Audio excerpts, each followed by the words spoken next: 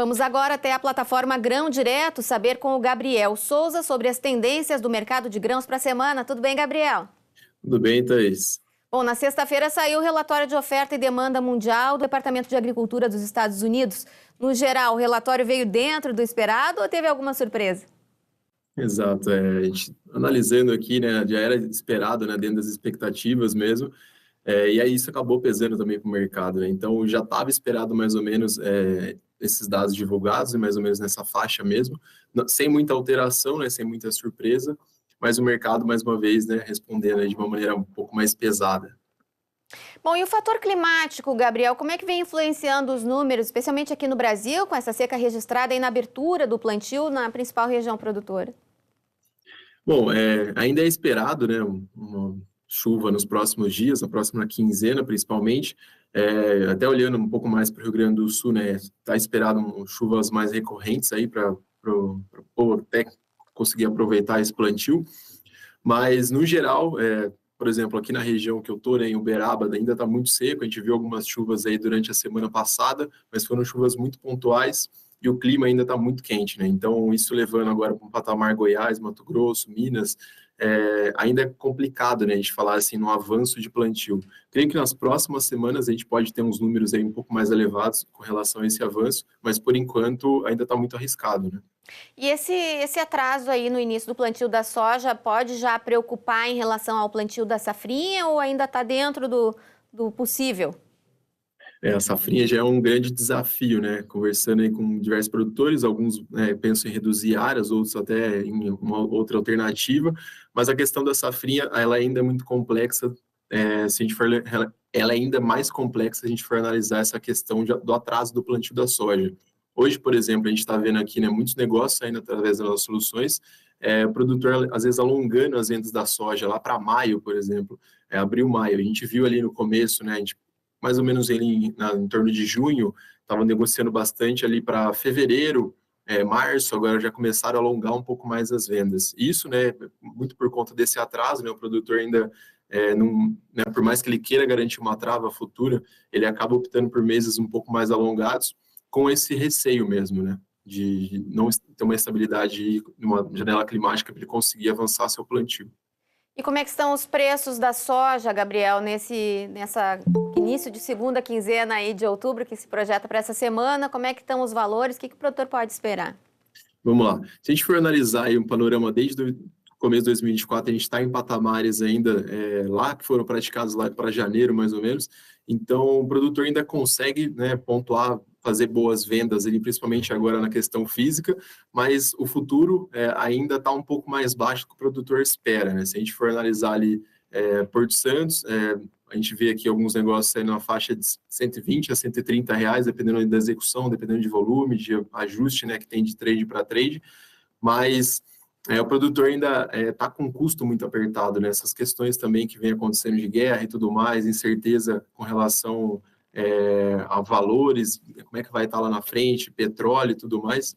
Então, isso acaba dando um receio do produtor acabar realizando essas vendas, né? A gente espera aí que tenha uma estabilidade dos preços. Chicago, né, começou a responder pelo menos uma estabilidade ali no final de outubro, né, começou a responder um pouco.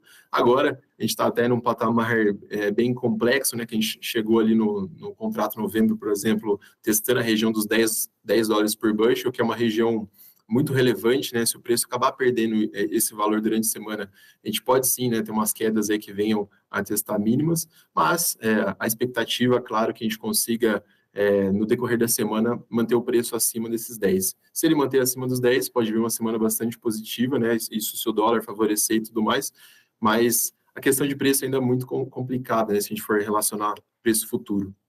E o dólar, não está variando muito dessa vez, né, Gabriel? O dólar, na semana passada, né, acabou até causando um pouco de indecisão em algum dos dias ali.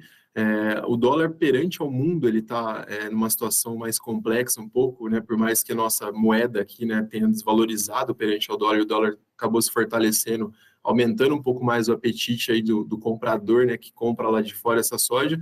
Mas se a gente for analisar um contexto hoje, né, global do dólar, o dólar ainda está muito arriscado, é uma moeda muito volátil, né? Se a gente for ver agora, está chegando muito próximo das eleições americanas, que acontece agora no começo de novembro. Então, acho que a partir dali a gente vai poder, né, ter uma estimativa, uma expectativa de pelo menos uma estabilidade ou analisar a longo prazo o rumo dessa moeda. Bom, agora falando um pouquinho sobre milho, antes da gente encerrar, Gabriel, o Rio Grande do Sul está com boa parte da área plantada aí com milho. O Rio Grande do Sul que não tem a safrinha, né, não tem a segunda safra, então o produtor gaúcho ele precisa decidir se vai plantar soja ou milho. Boa parte do milho já está plantada. Quais são as perspectivas aí para o milho, então, para esse ano? Vamos lá. O milho exportação, se a gente for analisar, né, com relação ao ano passado, o Brasil está bem atrasado com relação a esse ritmo de exportação. O ano passado foi um ano que a gente pode considerar como um ano diferente, né, com relação ao ritmo do milho. Então, a gente acabou exportando bastante milho. Esse ano está bem fraco, né? A gente fala aí na casa de 30%, 40% mais devagar do que o ano passado, nesse período que a gente está atravessando.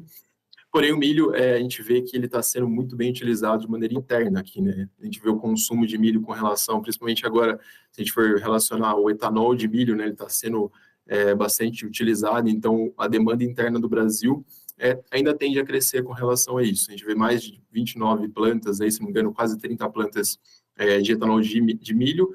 Então, a gente olhando para isso, né, olhando aqui para o mercado interno, pode sim começar a ter uma certa estabilidade de preço. A gente vê lá o milho cotado na nossa B3 aqui, né, o milho Campinas, ele está chegando próximo do patamar de R$ 70, então isso acaba sendo positivo para o produtor, né, que é uma alternativa ali com relação à soja.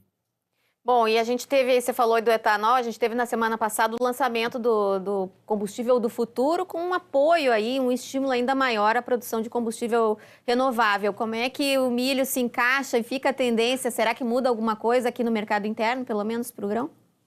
Nós vemos, né, eu tenho muito orgulho, né, do etanol, sendo ele de cana, sendo ele de milho, um combustível que é muito visado com relação à sustentabilidade e tudo mais. Eu creio que isso ainda pode ser replicado, pode aumentar muito mais essa questão de ver os benefícios do etanol. O etanol é, sim, um combustível bem interessante para a gente ter como uma fonte energética.